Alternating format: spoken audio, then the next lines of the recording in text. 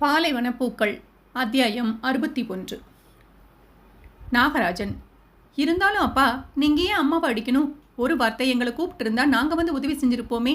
நாகராஜனின் மகன் கேட்க அவரோ தடுமாறினார். இல்லப்பா, அண்ணன் சொல்றது 100% உண்மைப்பா. உங்களுக்கு உதவ முடியாதுன்னு நாங்க எப்பவாவது சொன்னோமா? ஒரு வார்த்தை கூப்பிட்டு இருந்தா நாங்க வந்து உதவி செஞ்சிருப்போமே. பாவம், அவங்க வயசானவங்க. அவங்கள இப்படி கை நீட்டி அடிக்க உங்களுக்கு எப்படி மனசு வந்துச்சு? ஆள் ஆளுக்கு நாகராஜனின் குணம் தெரியாமல் அவரை கேள்வியாய் கேட்டு வைக்க கடுப்பாகி போன நாகராஜன் ஓரளவுக்கு மேல் தாங்க முடியாமல், என்ன புதுசா அம்மா அம்மான்னு பாசத்துல அப்படியே உருகுறீங்க? இத்தனை நாளா 2 பேரும் எங்க போனீங்க? பெத்தவங்க இருக்காங்களா செத்தாங்களான்னு ஒரு வார்த்தை வந்து எட்டி பார்க்கல. நீங்கெல்லாம் எனக்கு அட்வைஸ் பண்ண வந்துட்டீங்க. இல்லப்பா, ஏன் அடிக்கணும்னு தான் கேட்டோம். ஏன் நீ உன் புள்ள தப்பு செஞ்சு அடிக்கிறதில்ல? உன் புள்ள சேட்டை பண்ணுனா நீ கொஞ்சிட்டு இருப்பியா? நீ அடிக்கதானே செய்வ. அது போலதான் அவ எனக்கு குழந்தை மாதிரி. அவ தப்பு செஞ்சா அடிப்பேன், அவ சாப்பிடலைன்னா எனக்கு கோபம் வந்து அடிப்பேன். அது எங்களுக்குள்ள இருக்கிற விஷயம். எனக்கும் என் பொண்டாட்டிக்கு உள்ள ஒரு விஷயம். அதுக்குள்ள யாரும் தலையிடாதீங்க. இல்லப்பா, அம்மா கஷ்டப்படுவாங்களே என்றுதான் என மகள் பம்மா ஆரம்பிக்க, ஏன் உங்க அம்மா இத்தனை நாளா உங்களை எல்லாம் பார்க்காம கூடத்தான் கஷ்டப்பட்டா? யாராவது ஒரு 8 வந்து பார்த்துட்டு போனீங்களா? இல்ல இப்ப ஏதோ சொத்து பிரச்சனை வரவும் தான் வந்திருக்கீங்க. அதுவும் உங்க மாமனார் வீடுகளில் சொத்து பிரச்சனைன்னு அவங்கள பார்க்க வந்துட்டு அங்க தங்க பிடிக்காம, அங்க இருக்கிற வசதி பிடிக்காம இங்க வந்து உட்கார்ந்துருக்கீங்க. எதுவும் தெரியாம நான் உங்ககிட்ட சகஜமா பழகல, எல்லாம் தெரிஞ்சுதான் பழகிட்டு இருக்கேன். என்னப்பா இப்படியெல்லாம் பேசுறீங்க? வயசானவங்க, நம்ம அப்பா அம்மான்னு தான் நாங்க இங்க வந்தோம். நீங்க இப்படி பேசுவீங்கன்னு தெரிஞ்சிருந்தா நாங்க வந்திருக்கவே மாட்டோம். இதேபோல் போனால் கண்டிப்பாக சண்டை போட்டு மொத்தமாக இவர்கள் போய்விடுவார்கள் என மனதில் திட்டம் போட்டுக்கொண்ட நாகராஜன் அதே பாணியில் சண்டையை தொடர்ந்தார். அம்மா அப்பா இருந்தாங்களா செத்தாங்களான்னு ஒரு வார்த்தை வந்து பார்க்க தெரியல. இப்போ மட்டும் புதுசா வந்து அம்மாவை ஏன் அரைஞ்சிங்கன்னு கேட்குறீங்க. தினமும் அந்த வேலையை செஞ்சு பாருங்க, அப்புறம் தெரியும் உங்களுக்கு கஷ்டம். அவகிட்ட பல தடவை படிச்சு சொல்லியும் அவ சாப்பிடாம பட்டினியா கிடந்தா நான் அடிப்பேன், அவ மாத்திரை எடுக்கலைன்னா நான் அடிப்பேன். எங்களுக்குள்ள உள்ள புரிதல் இது. எதுவுமே தெரியாம நீங்க என்கிட்ட இப்படி பேசினது ரொம்ப தப்பு. உடனே அந்த 2 சிறுசும் இவரிடம் மன்னிப்பு கேட்க அவருக்கு பிரச்சனையை பெரிதாக வளர்க்கத்தான் பிடித்தது. அவர் அடுத்து பேச வாயெடுக்க அதற்குள் கிருஷ்ணவேணி சத்தம் போட்டு கூப்பிட அவர் பக்கம் ஓடினார்கள். கட்டிலிலிருந்து கிருஷ்ணவேணி கீழே விழுந்திருக்க அவரது திட்டத்தை அறிந்து கொண்ட நாகராஜன் அவரை முறைத்து, சண்டையை நிறுத்தவா பார்க்குற? இதுக்கப்புறம் நடக்கிற சண்டையில என்ன பண்றேன்னு மட்டும் பாரு என மனதிற்குள் நினைத்து கொண்டு முறைத்து விட்டு போனார். நாகராஜன் கோகிலாவின் வீட்டுக்கு கிளம்பினார். மகன் தானும் வருவதாக சொல்ல, அதெல்லாம் ஒன்றும் இல்லைப்பா, தெரிஞ்ச நண்பர் ஒருவரை பார்க்க போறேன். நீ என்ன பண்ணு, அம்மாவை பார்த்துக்கோ. அம்மாவுக்கு டைப்பர் எல்லாம் சேஞ்ச் பண்ணிடு, அவங்களுக்கு சாப்பாடு கொடுங்க, நான் வந்துடுறேன். சரி என்று அவர்கள் அன்றைக்கு ஒரு நாள் தாயை பார்த்து கொண்டதிலேயே அப்பா அடிச்சதுல தப்பே இல்லை என நினைக்கும் அளவுக்கு வந்துவிட்டது. அவ்வளவு வேலைகள் இருந்தது. நாகராஜன் கோகிலாவை புகைப்படம் எடுத்துவிட்டு கேமராவை அந்த வீட்டிலேயே பதுக்கி வைத்து, இதில் யாரும் கையை வச்சிடாம பார்த்துக்க, நான் இன்னும் 2 நாள் கழிச்சு வந்து வாங்கிக்கிறேன் என சொல்லிவிட்டு அவசரமாக கிளம்பி விட்டார். இன்றைக்கு பள்ளி முடிந்து வந்த கோகிலாவின் பெண் புதிதாக இருக்கும் கேமராவை எடுத்து பார்த்து கொண்டிருந்தாள். பிள்ளைகள் விளையாட கூப்பிடவும் அங்கிருந்த செங்கல் மேல் கேமராவை வைத்துவிட்டு போக அந்த செங்கல் கட்டைக்கு கீழே கொதித்து கொண்டிருந்த வெந்நீரில் விழுந்தது அந்த கேமரா. சுசீலா மனதில் கல்யாண நாளை நினைத்து நினைத்து ஒருவித படபடப்பு வந்து சேர்ந்தது. நாளை சாயங்காலம் பரிச விழா, மறுநாள் காலையில் திருமணம். எல்லாமே கனவு போல் இருந்தது. கல்யாண கனவில் இருந்தவள் சுத்தமாக நாகராஜன் பெயரை கூட மறந்து போனாள். அகிலாண்டேஸ்வரி எப்படி மறப்பார்? மறுநாள் ஆட்கள் 2 தயாராக வைத்திருந்தார். மீதமிருக்கும் பணத்தையும் கொடுப்பதாக சொல்லி நாகராஜனை வரச் சொன்னார். அவரும் பணத்தை வாங்கத்தான் கோகிலா வீட்டிலிருந்து வெளியேறினார் அவசரமாக. பயந்து கொண்டு வந்த கவியிடம் சகஜமாக பேசினார்கள் ராஜாவின் நண்பர்கள். அவளுக்கும் சந்தோஷம்தான். ஆனால் எல்லோரும் சகஜமாக பேசவில்லை. பாதி பேர் இவள் பக்கம் வரக்கூட யோசித்தார்கள். அவளது முகம் அதனால் வாட எல்லோருக்கும் எல்லாமே பிடிச்சிடாது. அதனால கவலைப்படாதே. சொல்ல போனா இங்கிருக்கிற ஆட்கள்ல என்னைய பிடிக்காதவங்க தான் அதிகம். ஏன் படக்கென கேட்டாள். அவளை நன்றாக உற்று பார்த்தவன், அப்போ நீ சொல்லு, உனக்கு என்னைய பிடிக்குமா? திருவென கவி முழிக்க, என்னமோ உடனே கல்யாணம் கட்டி குடும்பம் நடத்துன்னு சொன்ன மாதிரி பண்ற, என்னன்னு சொல்லு. தலையணை இடம் வலமாக அசைத்தவள் வேறு யாரோ அவனை கூப்பிடவும் இவள் அவசரமாக அங்கிருந்து ஓடிவிட்டாள். நல்லபடியாக எல்லாம் முடிந்து அவளை ஊருக்கு கூட்டி வந்தான். என்னைய பத்தி உங்க ஃப்ரெண்ட்ஸ் எதுவும் சொன்னாங்களா? என்ன சொன்னாங்க? இவ்வளோ அழகான தேவதையை நீ கட்டிக்காத, எங்களுக்கு விட்டு கொடுத்துடுன்னு சொன்னாங்க. போய் சொல்லாதீங்க, கண்டுபிடிச்சிட்ட, அறிவாளிதான். உண்மையை சொல்லுங்க. ஹேய், உனக்கே தெரியும் நீ கொஞ்சம் எடை அதிகமாக இருக்க அப்படின்னு. அப்புறம் அடுத்தவங்க வந்து சொல்றதுல என்ன இருக்கு? அவங்க கிட்ட இருந்து நீ என்ன பதில் எதிர்பார்க்கிற? ஒரு விஷயம் உனக்கே தெரியும் போது ஒன்று அதை சரி பண்ண பாரு, இல்லைன்னா அப்படியே விட்டுடு. அதை விட்டுட்டு தெரிஞ்ச விஷயத்துக்கு எதுக்கு பதில் தேடுற? அதுவும் அடுத்தவங்க வாயிலிருந்து தேடுற? அப்படி இல்லை, அது என்னன்னு சொல்லு. அது மற்றவங்க வந்து நீ ஒல்லியா இருக்கேன்னு இப்போ சொன்ன ஒத்துப்பியா? மாட்டேன். அப்போ குண்டா இருக்கேன் அப்படின்னு உனக்கே தெரியுது. ஸோ ஒரு உண்மையை மற்றவங்க வந்து சொன்னா உன்னால ஏன் ஏத்துக்க முடியல? முதல்ல ஏத்துக்கோ. அப்புறம் தான் உனக்கு அந்த கவலை இருக்காது. அழுகை வராது. அதோட உனக்கு ஏன் எடை அதிகமாகுதுன்னு உனக்கு தெரியும். அதை நீ யார்கிட்டையும் நிரூபிக்க தேவையில்லை. அவனையே பார்த்தாள். அவன் சொல்வதும் சரிதான்.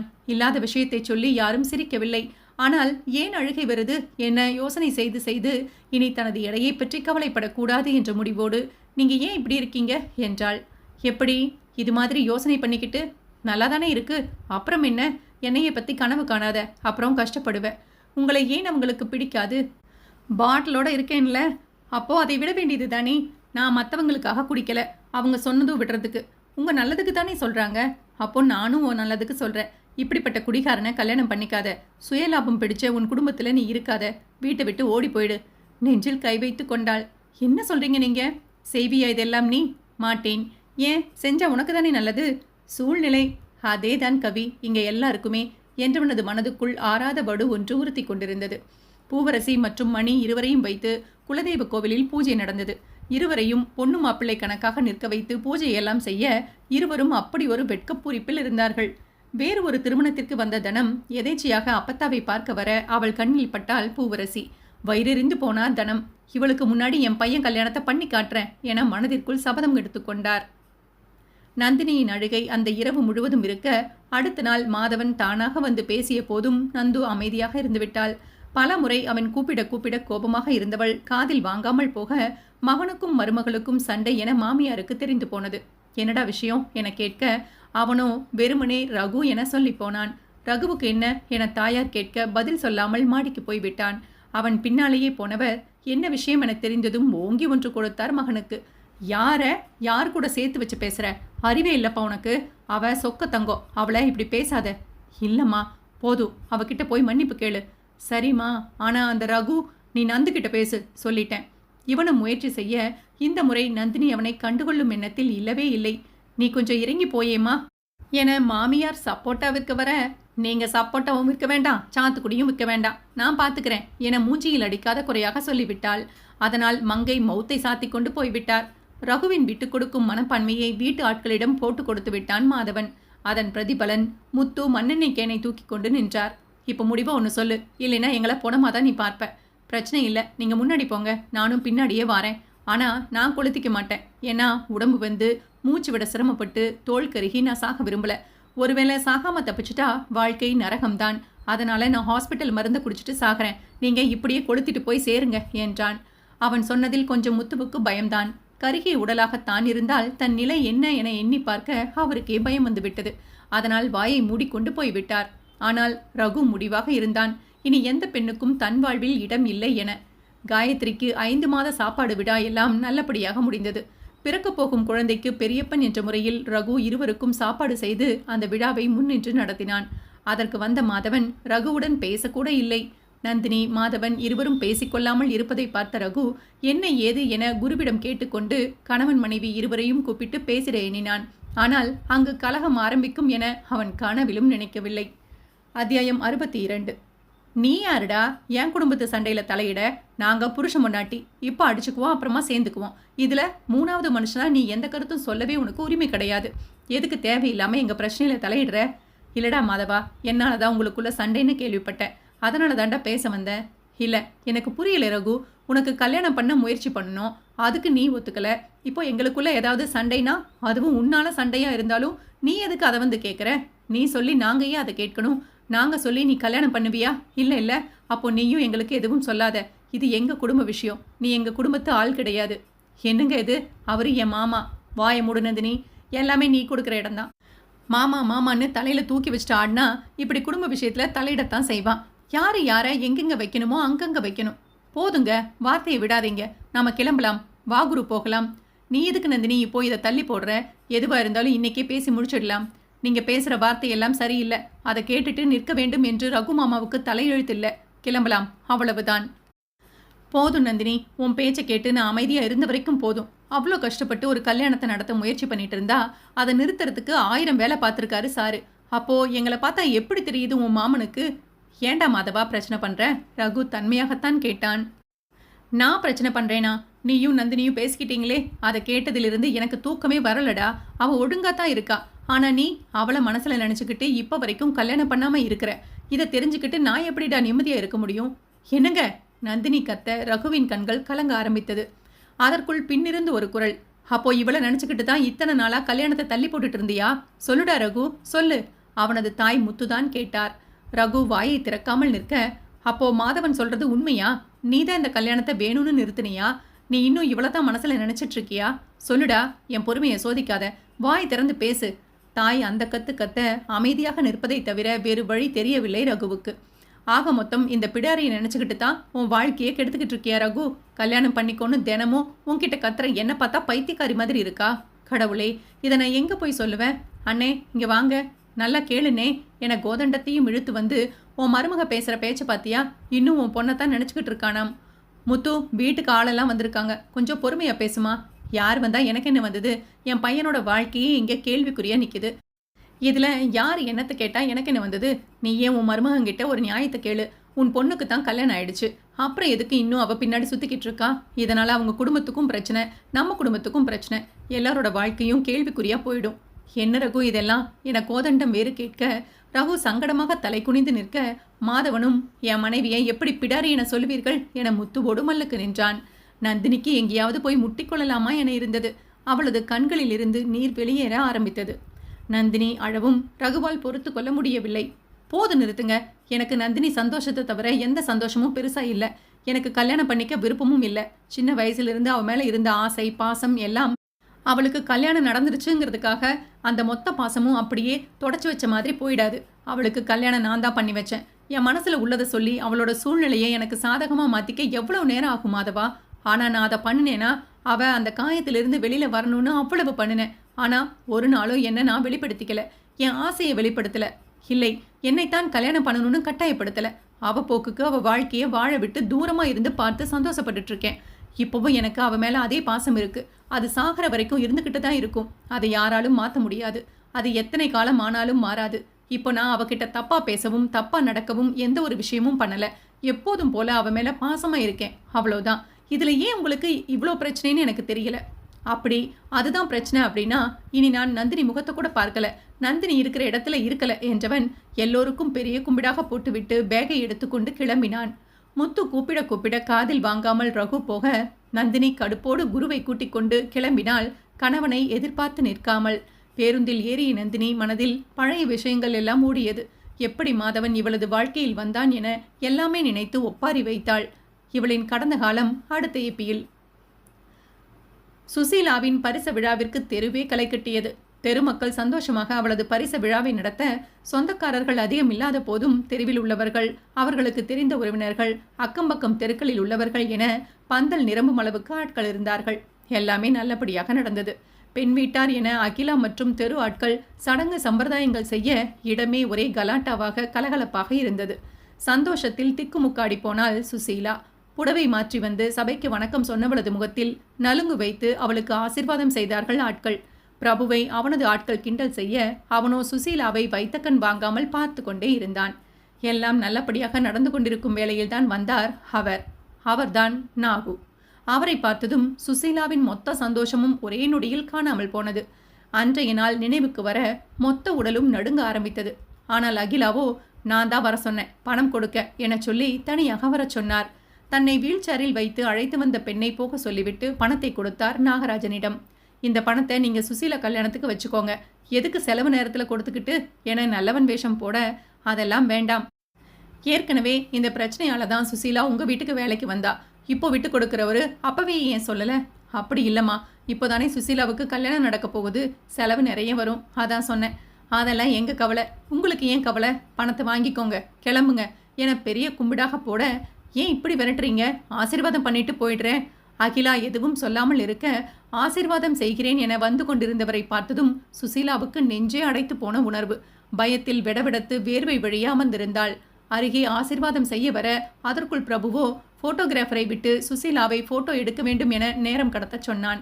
அந்த இடைவெளிக்குள் நாகுவின் கார் டயரை பஞ்சராக்கி எதுவுமே தெரியாதது போல ஒரு பையனை விட்டு விஷயத்தை நாகு காதில் போட சொல்ல, நாகு பதறியடித்து ஓடினார். காரில் பஞ்சர் ஒட்ட வேண்டிய நிலை. மெக்கானிக் வர சொல்லி காரினை இழுத்து கொண்டு போய் பஞ்சரெல்லாம் சரி செய்து அவர் வீட்டுக்கு கிளம்பினார். சரியாக இருட்டிய அந்த நேரத்தில் மலைக்கோவில் பாதையை தாண்டி வழியில் குறுக்கி கிடந்தது ஒரு உருவம். என்னவென பார்க்க அதுவோ ஒரு மரம். யார் இதை இங்கே போட்டது என காரை விட்டு இறங்கி போனவர் அந்த மரத்தை நகர்த்த அவரது பின்மண்டையில் அடித்து தூக்கி வீசப்பட்டார். சுதாரித்து எழ பார்க்கும் அந்த நேரத்திற்குள் மீண்டும் பலமான அடி விழுந்தது. கை, கால், முகம் என பலமான அடிகள். அவரது கார் அடித்து நொறுக்கப்பட்டது. அவரையும் கை கால்களில் பலமாக அடித்து காரை துப்பி போனார்கள். அந்த மலைப்பாதையில் மழையில் உடலில் இரத்த காயங்களுடன் கிடந்தார் நாகராஜன். அங்கு சுசீலாவின் பரிச விழா முடிந்து அவள் அறைக்குள் அடைய அவள் மண்டைக்குள் வந்து நின்றார் நாகு. அந்த நேரம் சரியாக ஃபோன் செய்த நாகு, இதெல்லாம் ஓம்பேலதானா? ஆனா இனி நீ எப்படி நல்லா வாழறேன்னு பார்க்குறேன். என்னம்மா நினச்சிட்டு இருக்கீங்க? உங்க இஷ்டத்துக்கு இப்பவே அவசரமா கல்யாணம் பண்ணிக்க முடியுமா? புரிஞ்சுதான் பேசுறீங்களா? ஏண்டா நான் என்ன வேற பொண்ணை கல்யாணம் பண்ணிக்கவா சொல்றேன்? நீ விரும்புகிற பொண்ணைத்தானே கல்யாணம் பண்ணிக்க சொல்கிறேன். அதில் உனக்கு என்ன பிரச்சனை? மா, எனக்கு இன்னும் கொஞ்சம் டைம் வேணும். இங்கே பாருடா, அந்த பிள்ளையே வேண்டான்னு சொல்லிட்டு இருந்தேன்னா இப்போ அந்த பிள்ளைய கல்யாணம் பண்ணிக்கன்னு சொல்கிறேன். இல்லை, எப்போதுமே அந்த பிள்ளை இந்த வீட்டுக்கு மருமகளாக வர முடியாது சொல்லிட்டேன். என்னம்மா இப்படி விதண்டாவாதம் பண்ணுறீங்க? இதாண்டா என் முடிவு. முடிஞ்சா பண்ணு, இல்லைன்னா விடு. அப்பா, நீங்களாவது சொல்லக்கூடாதா? அவன் அப்புறம் வேணான்னு சொல்லுவா, சடுத்தம் பண்ணுவா. அதெல்லாம் தேவையா? உனக்கும் வேலை இருக்கு, பொண்ணும் ரெடி தான். அப்புறம் என்ன? இப்போ ஓகே சொல்லு. அப்புறம் கல்யாணம் ஆக எப்படியும் 4 மாதம் ஆயிடும்ல என தகப்பன் கண்ணடிக்க அப்பா இருக்கும் தைரியத்தில் ஒத்துக்கொண்டான் சிலம்பு. எப்படி நேரம் காலம் ஆகும் என அப்பாவும் பிள்ளையும் நினைத்திருக்க அடுத்த மாதம் கல்யாணம் என குண்டை தூக்கி போட்டார். முடியாது என முரண்டு பிடித்து இறுதியில் தாய் சொன்னதற்கு ஓகே சொல்லிவிட்டான்.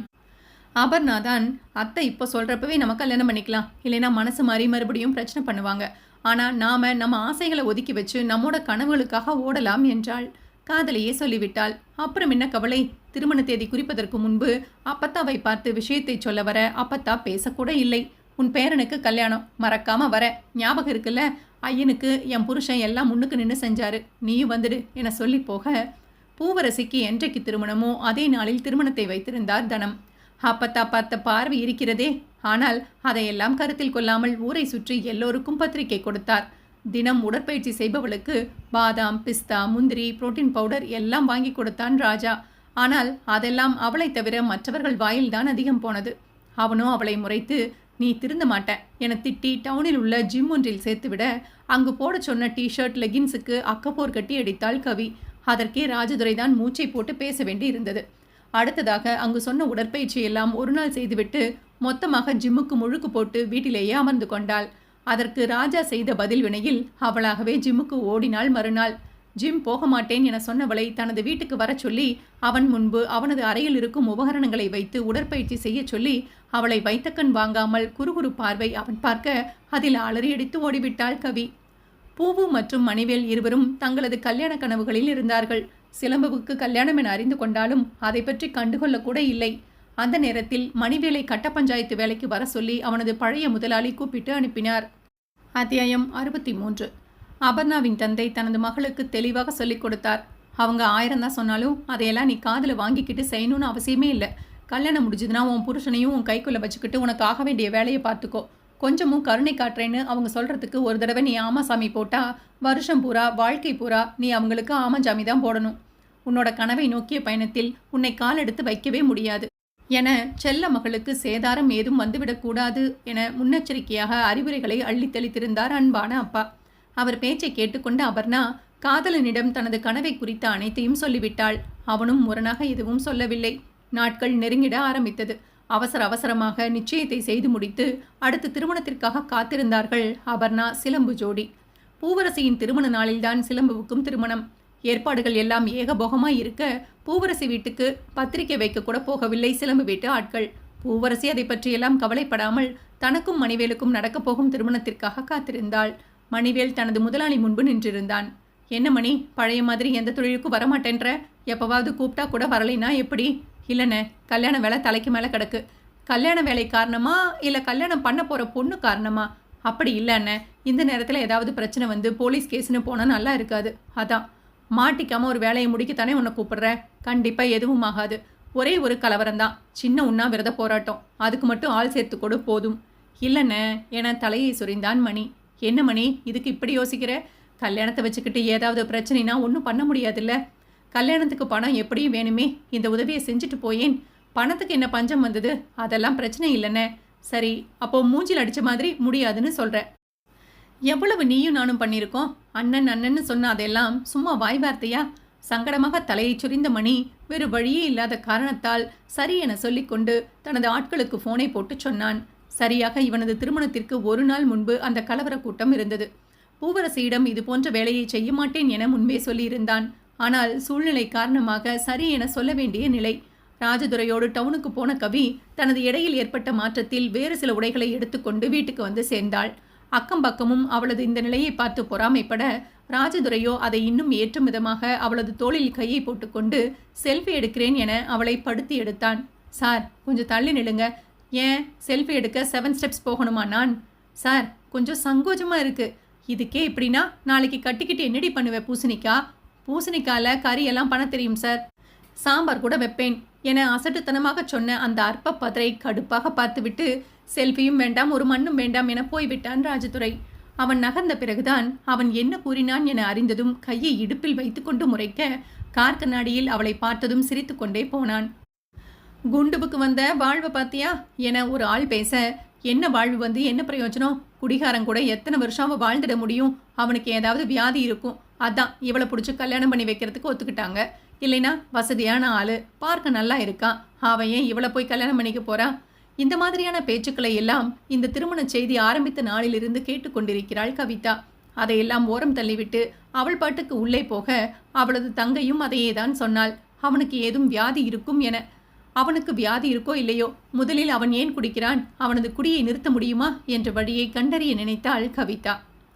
பரிச விழா முடிந்து கூட்டம் கொஞ்சம் குறைந்திருக்க, பேய் அடித்தது போல அமர்ந்திருந்த சுசீலாவை அருகே கூப்பிட்டு என்ன விஷயம் என கேட்டார் அகிலா. ஏற்கனவே சுசியின் மனநிலை சரியில்லை.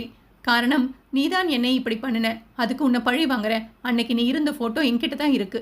மாறாப்பில்லாத அந்த போட்டோ உன் புருஷனுக்கு வரும் என்று மிரட்டி போனை வைத்திருந்தான் நாகு. அதை நினைத்து கதறிக்கொண்டிருந்த சுசீலாவின் கையை பிடித்த அகிலா, எல்லாமே எனக்கு தெரியும். அந்த போட்டோவை எடுத்துட்டு வந்து நின்னாலோ நானோ இல்ல பிரபுவோ எதுவுமே சொல்ல போறது கிடையாது. உனக்கு நாங்க சப்போர்ட்டா இருக்கும்போது எந்த நாய் எந்த போட்டோ எடுத்துட்டு வந்தா என்ன? எனக்கு உன் மேல நம்பிக்கை இருக்கு, பிரபுவுக்கும் உன் மேல நம்பிக்கை இருக்கு. எங்க நம்பிக்கையை தாண்டி அந்த குப்பை போட்டோ எதுவும் செய்யாது. இப்படி நீ பயந்து போனாதான் அவன் இன்னும் ஆடுவான்.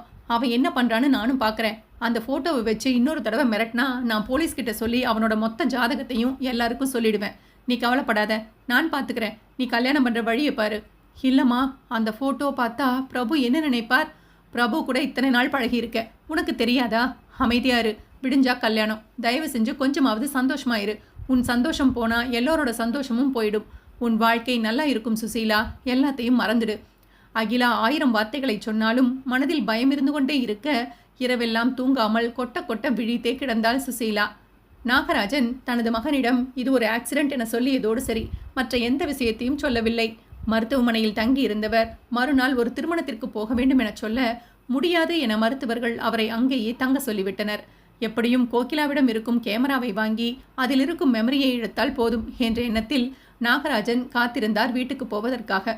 அதற்குள் கிருஷ்ணவேணியை பார்த்து கொண்ட மகளும் மருமகளும் அடுத்த நிமிடம் அந்த வீட்டில் இருக்க மாட்டேன் என சத்தம் போட, வேறு வழியே இல்லாமல் வேறொரு பெண்மணியை வேலைக்கு வைத்து கிருஷ்ணவேணியை பார்த்து கொள்ள சொன்னார்கள். அவர்கள் மனதில் அப்பா பாவம் என்ற எண்ணம்தான் மேலோங்கி இருந்தது. பேருந்தில் கண்மூடி அமர்ந்திருந்த நந்துவுக்கு பழைய விஷயம் ஞாபகம் வந்தது. மாதவன் அத்தனை முறை அவள் பின்னே சுற்றியும் அவளுக்கு அவன் மேல் எந்த எண்ணமும் இல்லை.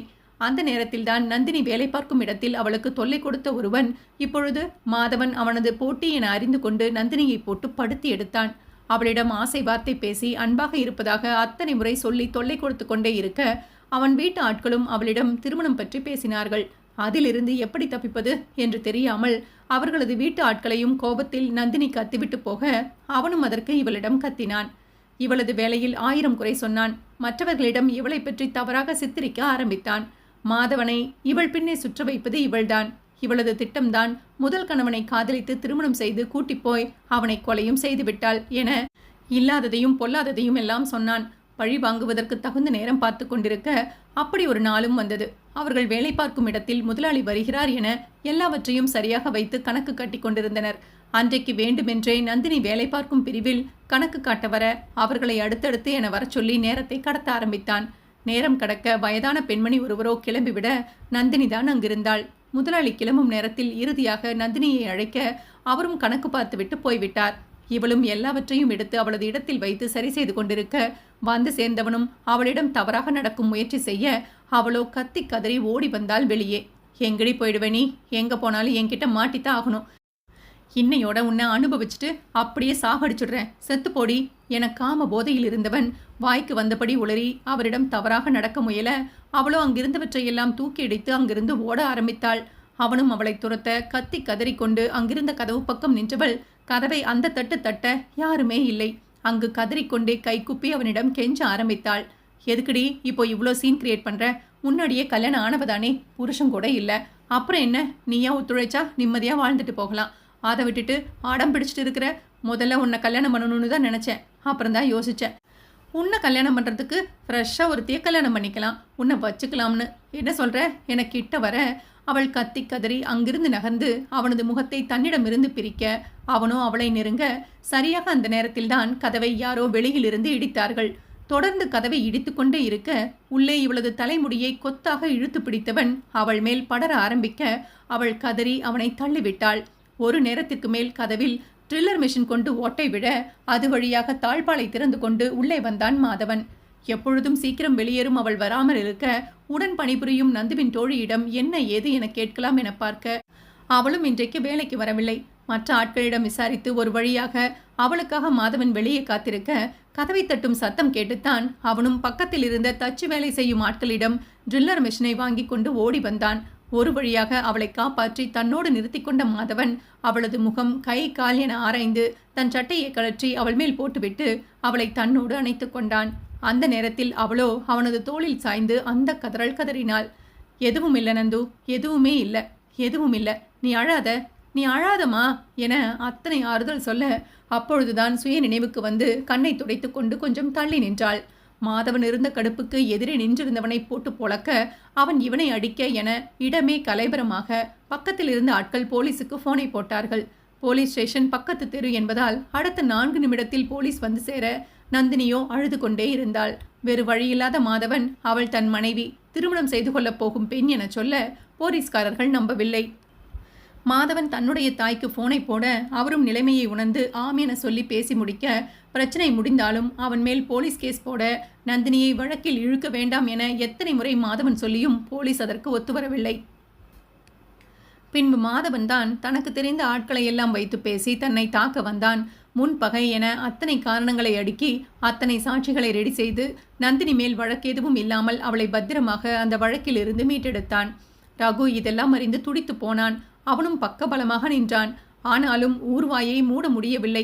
அத்தனை பேச்சுக்கள், அத்தனை பார்வைகள். நந்துவுக்கு இப்படி நடந்த விஷயம் இன்னொரு முறை நடக்காமல் இருக்க வேண்டும் என தன் தாயை கூட்டிக் கொண்டு வந்து பெண் கேட்டான் மாதவன். முத்துலட்சுமிக்கும் அன்னலட்சுமிக்கும் அவள் அங்கிருந்து தொலைந்தால் போதும் என்றிருக்க அவர்கள் மாதவனுக்கு சப்போர்ட் தான் செய்தார்கள். கோதண்டம் முடியாது என முரண்டு பிடித்தார். ரகு எத்தனையோ முறை சொல்லியும் அவர் கேட்கவில்லை.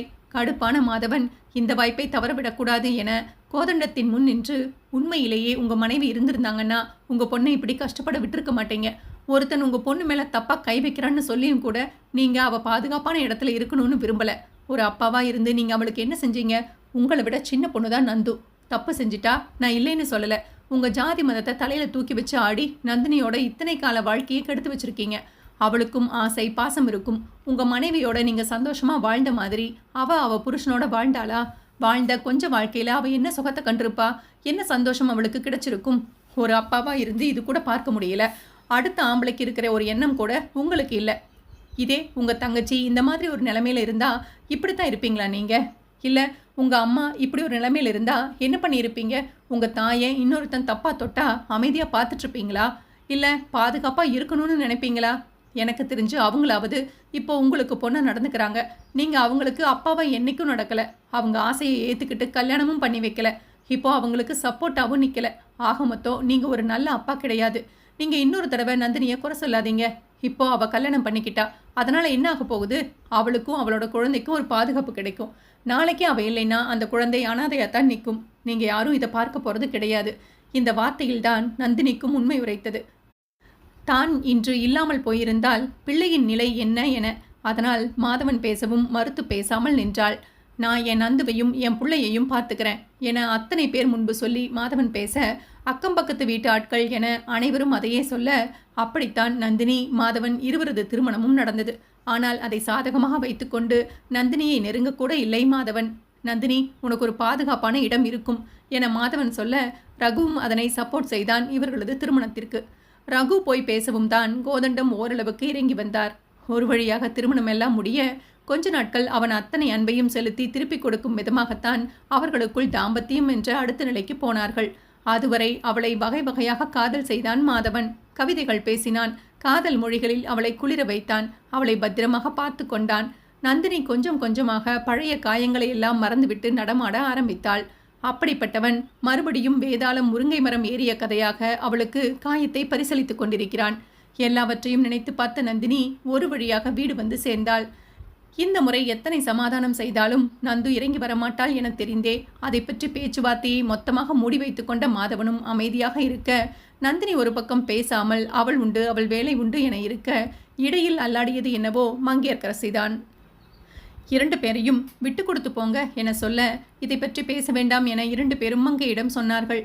மீண்டும் மாதவன் தனது நெருக்கத்தை குருவிடம் குறைத்து கொள்ள அங்கேயே நந்தினிக்கும் கவலை அதிகமானது. கல்யாணம், குழந்தை என இவர்கள் வாழ்க்கை போகும் என நினைத்த மங்கைக்கு பெரிய விபூதி அடிதான். அதனால் கோதண்டத்தை பார்க்க போனார். அவரும் நந்தினியிடம் பேசுவதாக சொன்னார். எனக்கு என்னமோ 2 பேரும் கொஞ்சம் வெளியில் ஒன்றா போயிட்டு வந்தால் நல்லதுன்னு நினைக்கிறேன் என தயங்கி சொல்ல, குருவை இங்கே கொண்டு வந்து விடுங்க என கோதண்டம் சொல்ல, உள்ளே இருந்த அறைக்குள் இருந்த முத்து அவசரமாக வந்து சேர்ந்தார். இங்கே பாருங்க, அவன் அம்மா என் புள்ள வாழ்க்கையை கெடுத்தது போதாதா, இப்போ இவன் இந்த நல்ல காரியத்தை கெடுக்கணுமா? மங்கை புரியாமல் என்ன விஷயம் என கேட்க, சொந்தத்திலேயே ரகுவுக்கு ஒரு நல்ல பெண்ணை பார்த்திருப்பதாகவும் அவர்கள் பேச வருவதாகவும் சொன்னார் முத்து. ரகு இதுக்கு ஒத்துக்கிட்டானா என மங்கை கேட்க, தான் தற்கொலை செய்து கொள்வதாக மிரட்டித்தான் அந்த பெண்ணோடு திருமணம் செய்து வைக்க வேண்டும். அதுவும் நாளைக்கு கட்டாய தாலி கட்ட வைப்பதற்கு முத்து திட்டம் போட்டு வைத்திருந்தார். இதில் கோதண்டத்துக்கு விருப்பமே கிடையாது. எப்படியும் ரகு அப்படி ஒரு தாலியை ஒரு பெண்ணுக்கு கட்டி அவளது வாழ்க்கையை கெடுக்க மாட்டான் என கோதண்டத்துக்கு தெரியும். அதனால் அமைதியாக இருந்தார். அந்த பெண்ணும் ஏதோ காதல் விவகாரத்தில் சம்பந்தப்பட்டிருக்க, அந்த பெண்ணின் பெற்றோரும் மிரட்டித்தான் திருமணம் செய்து வைக்கிறார்கள். மங்கையோ என்ன செய்வது என விழிக்க, நீங்க குருவை கூட்டிக்கிட்டு வாங்க, அதை காரணம் வச்சு தான் ரகுவை இங்கு கூட்டிக்கிட்டு வரணும் என கோதண்டம் சொல்ல, இது நல்ல ஐடியா என முத்து அமைதியானார். திட்டம் நல்லபடியாக போனது. காரணம், மங்கை அத்தனை முறை கெஞ்சி தூரத்து சொந்தம் ஒருவர் வீட்டு திருமணம் என இருவரையும் ஊட்டிக்கு அனுப்பி வைத்தார். தனக்கு உடல் உபாதைகள், குருவுக்கு பரீட்சை என 1000 காரணங்களை அள்ளி தெளித்துத்தான் நந்து மற்றும் மாதவன் இருவரையும் ஒன்றாக அனுப்ப முடிந்தது. அத்தியாயம் 64. திருமணம். பிரபு மற்றும் சுசீலா இருவரும் ஆசைப்பட்ட ஒரு விஷயம். அவர்கள் வாழ்வில் நடக்கவிருக்கும் ஆத்மார்த்தமான பந்தத்திற்கான ஒரு விழா. அதற்கு கிளம்பி அமர்ந்திருக்கும் சுசீலாவுக்கு மனதுக்குள் அத்தனை ரணம். இன்று அவளுடைய திருமணம். ஆனால் முகத்தில் பொட்டளவு கூட சந்தோஷம் இல்லை. என்னதான் அகிலா பேசி பேசி சுசீலாவின் மனதை மாற்றிட நினைத்தாலும் அவளது மனம் கலக்கம் கொண்டுதான் இருந்தது. சுசீலாவும் ரணத்தை எல்லாம் ஒதுக்கி வைத்து மனத்தை மாற்றிட அத்தனை முயற்சி செய்ய, ஆனாலும் மனமோ பிரபுவுக்கு இந்த விஷயங்கள் எல்லாம் தெரிய வந்தால் என்ன நடக்கும் என்பதிலேயே குறியாக இருந்தது. அவன் மேல் நம்பிக்கை இருக்கிறது, சந்தேகப்பட மாட்டான். ஆனால் எப்படி எடுத்துக்கொள்வான் என நினைத்தாலே சுசீலாவுக்கு கவலையாக இருந்தது. நாகராஜன் சொல்லுவது போல அந்த போட்டோக்களை வைத்து அவர் மிரட்டினால் தனது வாழ்க்கை என்னாகும் என்ற கவலை அவளுக்கு. மணப்பெண் அறைக்குள் வந்து சேர்ந்தார் அகிலா. வீல்சேரினை தள்ளிக்கொண்டு வந்தவர் அனைவரையும் வெளியே போக சொல்லிவிட்டு சுசீலாவுக்கு திருஷ்டி கழித்து, நீ கண்டதையும் போட்டு மனசுல நினைச்சுக்கிட்டு வாழப்போற வாழ்க்கையை கெடுத்துக்காத. உனக்கு என்ன, பிரபுவுக்கு இந்த உண்மையெல்லாம் தெரியணும், அவ்வளவுதானே. பிரபு இங்க வா என கூப்பிடவும் அறைக்குள் கண்களில் நீரோடு வந்தவன் அவள் அருகே அமர்ந்து அவளது கைகளை பிடித்து தன் முகத்தில் வைத்துக்கொண்டு கதறினான் பிரபு. அந்த மாதிரி ஒரு நேரத்துல உன் கூட நான் இல்லாம போயிட்டேனே, அதை நினைச்சாதான் எனக்கு கவலையா இருக்கு. பொண்ணுங்களை கிள்ளுக்கரையா நினைக்கிற நாகராஜன் மாதிரியான ஆட்கள் இன்னும் இந்த சமுதாயத்துல இருக்காங்க. அதுக்காக நீ அடங்கி போகணும்னு அவசியம் கிடையாது. உன் புருஷன், நானே சொல்றேன், அவன் எந்த போட்டோ எடுத்துட்டு வந்தாலும் எனக்கு கவலை கிடையாது. என் சுசீலாவை நான் காதலிச்சது அவ மனசை பார்த்து, அவ உடம்ப பார்த்து கிடையாது. என்ன நடந்திருந்தாலும் இல்லை இனி எதுவும் நடந்தாலும் நீ என் பொண்டாட்டி, நான் உன் புருஷன். இது மாறாது காலத்துக்கும். ஆரம்பிக்க போற இந்த பந்தத்துல நமக்குள்ள எவ்வளவோ சண்டை சச்சரவு வரலாம். ஆனால் இந்த நாகராஜன் விஷயத்தை வச்சு உன்னை கஷ்டப்படுத்த மாட்டேன். இந்த விஷயத்தை வச்சு என்னைக்கும் நான் எதுவுமே பேச மாட்டேன். இது நான் தெய்வமா கும்பிடுற எங்க அம்மா மேல சத்தியம். உன்னை கண் கலங்காம ராணி மாதிரி வச்சு பார்த்துக்குவேன். காசு பணம் இல்லைனாலும் காதல் நிறைய இருக்கு சுசீலா.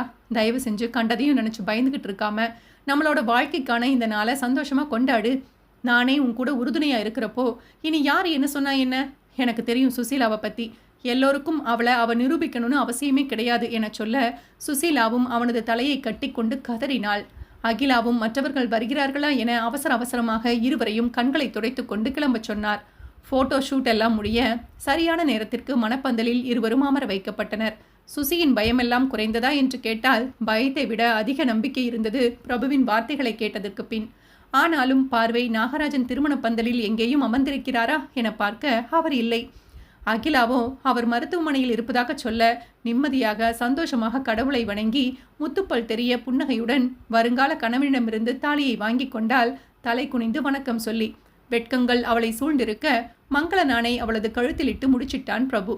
செல்வி சுசீலா என்ற பெயர் போய் திருமதி சுசீலா பிரபு என்ற பெயருக்கு உண்டான நாளை அவர்கள் அப்பொழுது ஆரம்பித்து வைக்க நெற்றியில் குங்குமமிட்டு தன் இறுதி மூச்சு வரை மனைவியை பத்திரமாக பார்த்துக் கொள்வேன் என அக்னி சாட்சியாக சத்தியம் செய்து அவள் பாதம் பிடித்து கால் விரலில் மெட்டியிட்டு கண்களால் காதல் மொழி பேசி கைகள் கோர்த்து ஆசிர்வாதம் வாங்கினான் பெரியவர்களிடம். சுசீலாவுக்கு அப்படி ஒரு ஆனந்தம், அவ்வளவு சந்தோஷம் கொண்டாள். தெருவே களைக்கட்ட திருமணம் முடிந்து பால் பழம் கொடுத்து மற்றவர்கள் இருவரையும் கிண்டல் செய்ய சுசீலாவின் கண்கள் கலங்கியது. அகிலாவின் கண்களும் கலங்கியது. வள்ளி கூட வந்திருந்தாள். அனைவரும் சுசீலாவை ஆசிர்வாதம் செய்ய கற்பகம் சிவனேசன் இருவருக்கும் கொள்ளை சந்தோஷம். அந்த நாள் அவர்களுக்கு சந்தோஷமாக போக சுசீலாவுக்கு வெட்கம் பிடுங்கி தின்றது. பிரபுவின் முகத்தை பார்க்கவே முடியவில்லை அவளால். பிரபுவுக்கும் காதலித்த பெண் கையில் கிடைக்கவும் அப்படி ஒரு மகிழ்ச்சி. அகிலா சிரித்து கொண்டிருக்க அவரது நெஞ்சில் லேசான வலி சிறு சிறு முட்களாக குத்த ஆரம்பித்தது. பெண்ணாய் பிறந்தவர்களுக்கு மட்டும்தான் கட்டாய திருமணம் என்பதல்ல, ஆண்களும் அதை சந்தித்து கொண்டுதான் இருக்கிறார்கள். அதற்கு ஒரு உதாரணம் ரகு. கட்டாய கல்யாணம், அதுவும் பிடிக்காத பெண்ணுடன். இந்த வார்த்தைகளை தன் தாயிடமிருந்து கேட்டவன் பல்லை கடிக்க அவரோ இந்த முறை மிரட்டுவதற்காக அல்ல, உண்மையாகவே மண்ணெண்ணெயை தல்மேன் ஊற்றிக்கொண்டு தீப்பெட்டியை கொளுத்திவிட தயாராக இருந்தார். இப்போ மட்டும் நீ அந்த பொண்ணு கழுத்தில் தாலி கட்டல, அவ்வளோதான். ரகு அந்த பெண்ணை திரும்பி பார்த்தான். அவளோ கண்கள் எல்லாம் கண்ணீரோடு நின்றிருக்க பக்கத்தில் இருந்த பெற்றோர்களோ விரைப்பாக நின்றார்கள். இப்படி கட்டாயப்படுத்தி கட்டி வச்சா நாங்கள் என்ன பண்ண முடியும்? சந்தோஷமா வாழ முடியுமா? 2 பேருக்குமே பிடிக்கலைன்னா 2 நாள் கூட சேர்ந்து இருக்க முடியாது. எங்கள் வாழ்க்கை அப்படி நாசமாக போகணும்னு ஒரு கல்யாணத்தை பண்ணி வைக்க இந்த 2 குடும்பமும் முடிவு பண்ணியிருக்கீங்க. மனசாட்சி இருந்தால் அதை கேட்டு சொல்லுங்க. நீங்கள் முடிவு பண்ணியிருக்கிறது நியாயமா?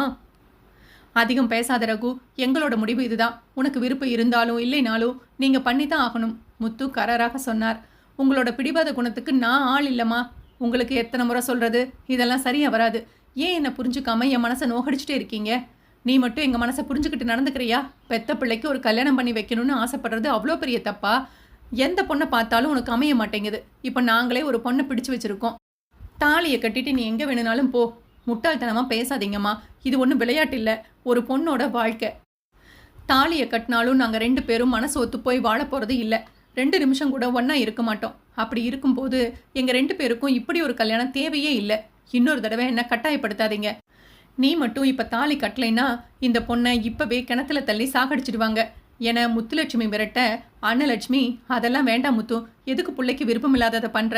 விருப்பத்தோட பண்ணிவே, கொஞ்ச காலம் பொறு, கொஞ்ச நாள் போனால் மனசில் ஒரு மாற்றம் வரும் என்க. உனக்கு புரியுதா புரியலையா அன்னலட்சுமி? இது என்னோட பிரச்சனை, என் பையனோட பிரச்சனை. தயவு செஞ்சு நீ இதில் தலையிடாத. உன் பையனுக்கு என்ன, கல்யாணம் பண்ணி பொண்டாட்டி முழுகாமல் இருக்கா, குழந்தையும் வரப்போகுது, பேரம் பேத்தி எடுக்க போற நீ. ஆனால் இன்னும் என் பையனுக்கு கல்யாணமே ஆகலை. மனசு கவலையாக இருக்கு எனக்கு. தயவு செஞ்சு போயிடு. தங்கச்சின்னு கூட பார்க்க மாட்டேன், ஏதாவது சொல்லிட போறேன். ரகுவின் தந்தை கூட இதெல்லாம் எதுக்குமா, தேவையில்லாத வேலை. அவனுக்கு எப்போ பிடிக்குதோ கல்யாணம் பண்ணிக்கட்டும். அவ்வளவு ஒன்றும் ரகுவுக்கு வயசாகலை. ரகு மனசுக்கு அவனுக்கு ஒரு நல்ல பொண்ணாக கிடைக்கும். அந்த பொண்ணுக்கு விருப்பம் இல்லாத ஒரு கல்யாணத்தில் 2 பேரையும் சேர்த்து வச்சா அது ஒரு பெரிய தப்பு. தயவு செஞ்சு அதை பண்ணாதே. கொஞ்சம் எல்லாரும் வாயை மூடுங்க. இத்தனை நாள் அவன் கல்யாணம் வேணான்னு சொன்னப்போ எல்லாரும் வாயை மூடிக்கிட்டு வேடிக்கை தானே பார்த்தீங்க. இப்போ நான் பண்ணும்போது வாயை மூடிட்டு வேடிக்கை பாருங்க. கல்யாணத்தை நிறுத்த முடியாது என்று முத்து சொல்ல, அவர் தீப்பெட்டியை பற்ற வைக்க தீக்குச்சியை எடுக்க அதை தன் கையில் எடுத்துக்கொண்ட ரகு மண்ணெண்ணெயை எடுத்து தன்மேல் முழுவதும் ஊற்றிக்கொண்டான். இப்போ அந்த பொண்ணை கூட்டிட்டு நீங்க போகல, நான் உண்மையாவே என்றவன் தன் மீது நெருப்பை பற்ற வைக்க, நல்ல வேளையாக அன்னலட்சுமி ரகுவின் தந்தை என்று எல்லோரும் இருந்ததால் மூவரும் ஓடி வந்து அவனது சட்டையில் இருந்த தீயை இன்னொரு துணியை தூக்கி போட்டு அணைத்தார்கள். முத்து அப்படியே அதிர்ந்து போய் நிற்க ரகு மீண்டும் தீப்பெட்டியை தேடிக்கொண்டிருந்தான். அவன் தந்தையோ, டே ரகு, அவதான் அப்படி பண்றானா? நீ ஏன் புத்தி கெட்டு போய் இப்படி பண்ணிட்டு இருக்க? போங்க 2 பேரும் என ரகுவின் தந்தை விரட்ட ரகுவோ மீண்டும் பற்ற வைக்க போனான். அவனது கையில் இருந்த தீப்பெட்டியை பிடுங்கிக் கொண்ட முத்துலட்சுமி பெண் வீட்டார்களிடம் பெரிதாக கையெடுத்து கும்பிட்டு மன்னிப்பு கேட்டு போகச் சொன்னார். எல்லோரும் சேர்ந்து என் பையன் வாழ்க்கையை கெடுக்கிறீங்க, இனி அவனுக்கு கல்யாணம் என்ற ஒரு வார்த்தையை நான் பேசவே மாட்டேன். இனி அவனுக்கு அம்மா என்ற ஒரு உறவு இல்லைன்னு நினச்சிக்கோங்க. எப்போ பார்த்தாலும் என் முகத்தில் கறி பூசுறது இந்த குடும்பத்துக்கு வேலையா போச்சுல்ல என கடுப்பாகி அவர் போக, ரகுவும் அதற்கு மேல் கடுப்பாகி நிற்க தந்தைதான் அவனது தோளில் தட்டி போய் குளிக்க சொன்னார். அன்றிலிருந்து முத்துலட்சுமி ரகுவை பார்ப்பதை கூட தவிர்த்துவிட்டு வீட்டுக்குள்ளேயே அடங்கி இருக்க ஆரம்பித்தார். நந்தினி மேல் வன்மத்தை வளர்த்து கொண்டார். அவளால் தான் தன் பிள்ளை திருமணம் வேண்டாம் என்கின்றான் என்று அவளை காரணம் சொல்லி யாருடனும் பேசாமல் அறைக்குள்ளேயே அடைந்து கிடந்து தனது மனதில் நந்தினியை கெட்டவிதமாக சித்தரித்து வைத்திருந்தார். அத்தியாயம் 65. வீட்டுக்கு வந்த கையோடு எங்கே கேமரா என தேடி தேடி பின் அது கோகிலாவிடம் இருக்கிறது என அங்கு போக நினைத்தார் நாகராஜன். அப்பா, உங்களுக்கே இப்போதான் உடம்பு சரியாக இருக்கு. இந்த நேரத்தில் வீணா வெளியில் அலையாதீங்க. என்ன வேணும்னு சொல்லுங்க, நான் வாங்கிட்டு வரேன் என மகனும் மருமகனும் நிற்க பதில் சொல்லாதவர் அறைக்குள் போய் ஓய்வெடுத்தார். மனதிற்குள் அவ்வளவு ஒரு வெறி. எப்படியாவது சுசீலாவை பழித்தீர்த்தே ஆக வேண்டும் என்று வெறி. எப்படி அவளுக்கு இவ்வளவு தைரியம் வந்தது?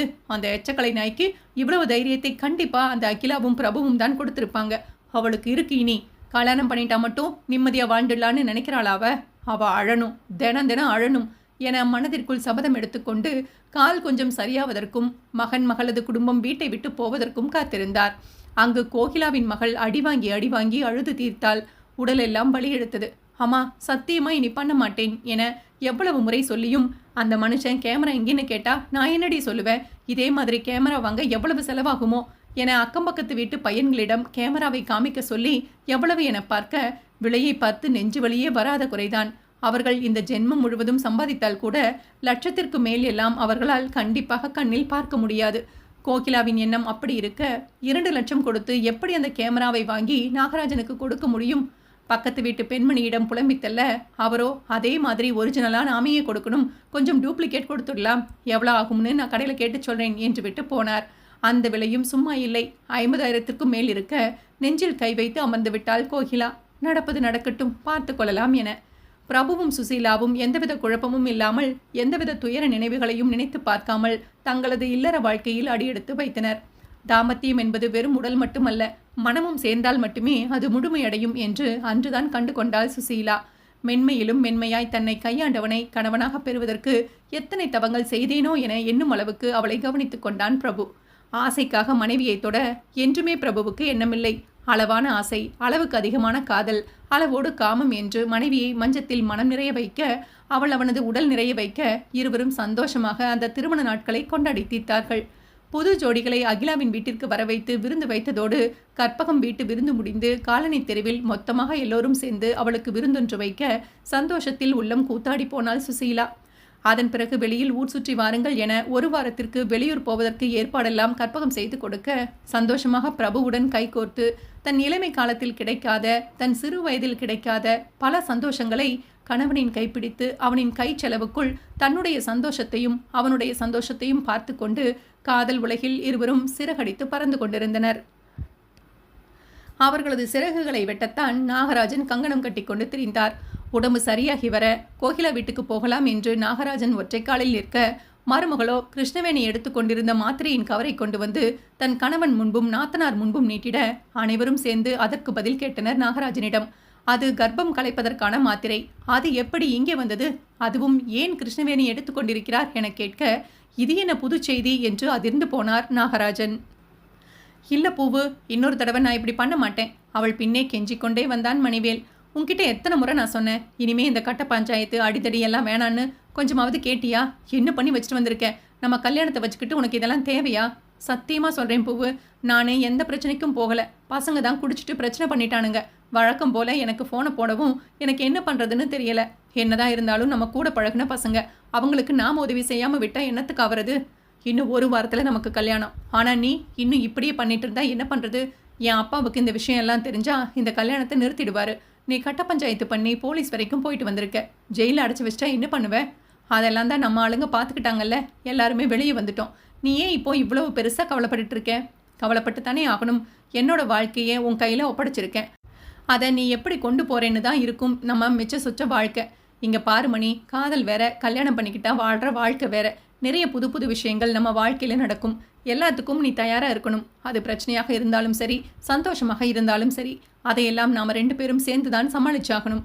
அவள் சீரியல் துணியில் பேசிக்கொண்டிருக்க அவளது கன்னத்தை பிடித்து ஆட்டிய மணிவேல் மேடம் இவ்வளவு தூரம் பேசுகிறீங்களா? நான் கூட இத்தனை நாளில் சின்ன பிள்ளைன்னு நினச்சிக்கிட்டேன். அதெல்லாம் நான் பார்த்துக்கிறேன்டி, நீ ஏன் கவலைப்படுற? இப்போ கூட நைட்டு போலீஸ் ஸ்டேஷன் போனோம். அடுத்த 4 மணி நேரத்தில் வெளியில் வந்துட்டோம். வக்கீல் மாமா எல்லாத்தையும் பார்த்துக்கிட்டாரு. நீ ஏன் கவலைப்படுற? நம்ம அண்ணா அதெல்லாம் நம்மளை சும்மா விட்டுட மாட்டார். அதுதான் பயம். அந்த ஆள் பெரிய அரசியல்வாதி. எப்படி வேணாலும் போலீஸை கைக்குள்ளே போட்டுக்கிட்டு என்ன வேணும்னாலும் பண்ணலாம். ஆனால் நாம் அப்படி இல்லை மணிவேலு. நமக்கு அதெல்லாம் வேண்டாம். நாம் கொஞ்சம் அவங்கள விட்டு ஒதுங்கியே இருக்கலாம். நாம் எங்கே அவங்க கூட பிணைஞ்சிக்கிட்டா இருக்கோம்? ஒதுங்கித்தானே இருக்கோம். நீ கவலைப்படாத என அவளுக்கு ஆறுதல் சொல்லி போனான். ஆனால் கடைசி வரையில் திருமணத்திற்கு ஒரு நாளைக்கு முன்பு கலவரத்தில் தான் கலந்து கொள்ளப் போவதை அவளிடம் சொல்லவே இல்லை, மறைத்து விட்டான். மணிவேல் விஷயம் தந்தைக்கு தெரியாது என பூவரசி நினைத்திருக்க, அவரோ வந்ததுமே கேட்டுவிட்டார். வக்கீல் முத்துக்குமார் சந்தையில் பார்த்த விஷயத்தை சொன்னார். என்ன இது புது பழக்கம்? அவன் நல்லவன்னு சொல்லித்தான் உனக்கு இப்போ வரைக்கும் நாங்கள் உனக்கு பிடிச்ச மாதிரி எந்த ஒரு குறையும் இல்லாமல் எல்லாம் பண்ணிகிட்ருக்கோம். கல்யாண தேதி நெருங்குது. கொஞ்சம் என்ன ஏதுன்னு கேளுமா? ஏற்கனவே கேட்டுட்டேன்ப்பா. அவர் எதுவும் பண்ணலையாம். ஃப்ரெண்டுகளை பார்க்கறதுக்கு தான் போயிருக்காரு. அவங்க ஃபோன் பண்ணி ஆபத்துன்னு சொல்லவும் தான் போனாராம். ஒன்றும் பிரச்சனை இல்லைப்பா, நான் பேசிட்டேன் என்று அப்பாவை சமாளித்த பூவரசி மனதிலும் லேசான கவலை குடிக்கொண்டது. இனி பூவரசி சங்கடப்படுற மாதிரி எந்த ஒரு விஷயத்தையும் செய்யக்கூடாது என மணிவேல் தனக்குள் சபதம் எடுத்துக்கொள்ள, அப்போ லிஸ்ட்டில் கடைசியில் இருக்கிற ஒரு கலவரம் என மனசாட்சி அவனை கேள்வி கேட்க, அதை மட்டும் செஞ்சு முடிச்சுட்டு எல்லாத்தையும் முடிச்சுக்கலாம் என்ற எண்ணத்தில் இருந்தான் மணிவேல். அபர்ணா வீட்டில் திருமணத்திற்கான சொந்தக்காரர்கள் எல்லாம் வந்து தங்க, அதேபோல் சிலம்பு வீட்டில் சொந்தக்காரர்கள் என 1-2 பேர் மட்டுமே இருந்தனர். அனைத்து வேலைகளும் பரபரப்பாக நடந்தது. ஊர் மெச்சும்படியான ஒரு திருமணத்தை செய்ய வேண்டும் என்று ஆடம்பரமாகத்தான் எல்லாவற்றையும் தேர்வு செய்தார்கள். உடுத்தும் பட்டாடை தொடங்கி வாசலில் வைக்கும் வாழைமரம் முதற்கொண்டு அனைத்துமே அதிக உயர் ரக தரமான பொருட்களை தேர்வு செய்து வைத்தார்கள். டிபார்ட்மெண்ட் ஸ்டோர் வைத்திருக்கும் லிங்கத்தின் மகனின் கல்யாணம் என்று அந்த அக்கம் பக்கமே பேசும்படிதான் அவர்களது ஆடம்பரம் இருந்தது. அபர்ணாவின் தந்தை கார் வாங்கி பரிசளித்தார் மருமகனுக்கு. அவன் வேண்டாம் வேண்டாம் என சொல்லியும் பரிசளித்தவர் அடுத்தது அவனுக்கு ஒரு புது மாடல் ஐபோனையும் வாங்கி கொடுக்க, பூவரசி வாங்கி கொடுத்த போன் அவனது டேபிள் டிராயருக்குள் வீணாக கிடந்தது. அபர்ணாவோ அப்பாவின் சொல்படி இப்பொழுதே கொஞ்சம் கொஞ்சமாக சிலம்புவிடம் பேச ஆரம்பித்து, திருமணம் முடிந்ததும் ரிசப்ஷன் முடித்துவிட்டு கிட்டத்தட்ட 2.5 வாரத்திற்கு வெளியூர் பயணம் போய் வரலாம் என்று சொல்லிவிட, சிலம்புவும் அதற்கு ஏற்றபடி தனக்கு விடுமுறை வேண்டுமென ஆஃபீஸில் அப்ளை செய்துவிட்டு தாய் தந்தையரிடம் சொல்ல, தாய்க்கு பிடிக்கவில்லை வழக்கம் போல. கல்யாணம் பண்ணிக்கிட்டு 1 வாரம் போயிட்டு வாங்க, அது போதாதா? அதென்ன வெளிநாடு போனாதான் ஹனிமூன் போன மாதிரி இருக்குமா என பிரச்சனை செய்தார். வேறு வழி இல்லாத சிலம்பு, தயவு செஞ்சு இதிலெல்லாம் தலையிடாதீங்கம்மா என்பதோடு நிறுத்தி கொண்டான். பூவரசி அவளது திருமணத்திற்காக காத்திருக்க, சிலம்பு அபர்ணா அவர்களது திருமணத்திற்காக காத்திருந்தனர். இன்னொரு ஜோடியான ராஜதுரை மற்றும் கவிதா இருவரும் தங்களது நிச்சயதார்த்தத்திற்கு காத்திருந்தார்கள். பெரிய அளவில் இல்லாவிட்டாலும் ராஜதுரையின் வீட்டிலேயே நிச்சயத்தை வைத்து முடித்திருக்க, வந்து போனவர்கள் பலரும் பலவிதமாய் பேசத் தொடங்கினார்கள். அது எல்லாம் ராஜா காதிலும் சரி, கவிதாவின் காதிலும் சரி, எல்லாமே விழுந்தது. ஆனாலும் என்ன செய்ய, இருவரும் கண்டு கொள்ளவில்லை. ஏனெனில் கேட்டு கேட்டு புளித்து போன பழைய டைலாக்குகளைத்தான் வந்து குப்பை குப்பையாக கொட்டி செல்கின்றனர். பொண்ணு ஏன் இவ்வளோ குண்டா இருக்கு? உடம்பு குறைக்க எதுவுமே பண்ணலையா? ஏன் போயும் இப்படி ஒரு குடும்பத்தில் சம்மந்தம் வைக்கிறாங்க? பையனுக்கு என்ன எதுவும் குறையா? வரதட்சணை வேணான்னு சொல்கிறாங்கன்னா அந்த பையன்கிட்ட ஏதோ குறை இருக்குன்னு தானே அர்த்தம். மாப்பிள்ளை என்ன எந்நேரமும் குடியாவே நிற்கிறான். பொம்பளை சோக்குக்கு வெளியில் போயிடக்கூடாதுன்னு இந்த அப்பாவி பிள்ளைய பிடிச்சி தள்ளி விடுறாங்க போலையே. என்னதான் சொல்லுங்க, காசு இல்லைனாலும் இந்த மாதிரி ஒரு குடிக்காரனுக்கு அந்த பிள்ளைய கொடுக்குது அந்த அம்மா. கொஞ்சமாவது மனசாட்சி இருக்கா? இது என்ன இந்த வயசுல இத்தான் தண்டி யானை மாதிரி இருக்கு பொண்ணு. நடந்து வர்றதுக்கு 4 மணி நேரம் ஆகும் போலையே. பொண்ணு வீட்டில் கொஞ்சம் யோசிச்சிருக்கலாம், மாப்பிள்ளை வீட்டில் கொஞ்சம் யோசிச்சிருக்கலாம். அந்த பொண்ணுக்கு தான் உடம்புல வியாதி, இந்த பையனுக்கு தான் வியாதி. அதை மறைக்கத்தான் இப்படி ஒரு பிள்ளைய பிடிச்சி கல்யாணம் பண்ணி வைக்கிறாங்க. பிடிச்சது தான் பிடிச்சா, நல்ல புளியங்கொம்மா பிடிச்சிருக்கா பாரு. இவன் அழகுக்கு இவனுக்கு என்ன பொண்ணா கிடைக்கல? இது மாதிரியான பல குப்பைகளை அள்ளி கொட்டி விட்டு போக, அதையெல்லாம் துடைத்துவிட்டு எப்பவும் போல இருந்தாள் கவிதா. ஆனால் நிச்சயம் முடிந்து மோதிரம் மாற்றிய கையோடு ராஜதுரை சரக்கு பாட்டிலோடு அறைக்கு போனதை மட்டும் அவளால் பொறுத்து கொள்ளவே முடியவில்லை. இதை பற்றி எப்படியாவது பேசிடலாம் என பார்த்திருக்க, வீட்டு ஆட்களும் அவளை கிளம்ப சொல்லி வற்புறுத்தினர். ஒரு 2 நிமிஷம் என சொல்லி ராஜாவின் அறைக்கு போனவள் அவன் முன்பு நின்று, ஏன் இப்படி குடிக்கிறீங்க? இன்னைக்கு கூட குடிக்கணுமா? என்ன பண்ணுனா இந்த குடியை நிறுத்துவீங்க என தொடர்ந்து பேசிக்கொண்டே இருக்க, தலையில் கை வைத்து அமர்ந்திருந்தவன் கடுப்பாகி, உன்கிட்ட நல்லா பேசுகிறேன்னு என்கிட்ட அட்வான்டேஜ் எடுத்துக்காத. உனக்கு எனக்கும் எப்பவுமே ஒத்து வராது. 1 இன்ச் தள்ளியே நில்லு. சும்மா இடம் கொடுத்தா மடத்தை பிடிக்கிறது. வெளியே போ முதல்ல என கத்திட ஆரம்பித்தான். ராஜாவின் இப்படி ஒரு கோப முகத்தை இன்றளவும் கவி பார்த்ததே இல்லை. கோபத்தில் கண்கள் சிவந்து போயிருந்தவன் கடுப்பில் பல்லை கடிக்க அப்பொழுதுதான் பார்த்தாள். அவள் அணிவித்த நிச்சய மோதிரம் சோஃபா பக்கம் தரையில் கிடந்ததை. அவள் அதை பார்க்க அவனும் அதை பார்த்து உச்சு கொட்டி, இப்போ என்ன, அதை நான் போட்டுக்கிட்டு வாழ்க்கை பூரா இருக்கணும்னு நினைக்கிறியா? போ, எனக்கு எரிச்சலா வருது, போடி முதல்ல என அவளை கழுத்தை பிடித்து வெளியில் தள்ளாத குறையாக கையை பிடித்து இழுத்து வந்து தள்ளி கதவை படாரென அடித்து சாத்தினான். அவளுக்கு உள்ளுக்குள் உதறல் எடுத்து உலகமே இருண்டு போன உணர்வு.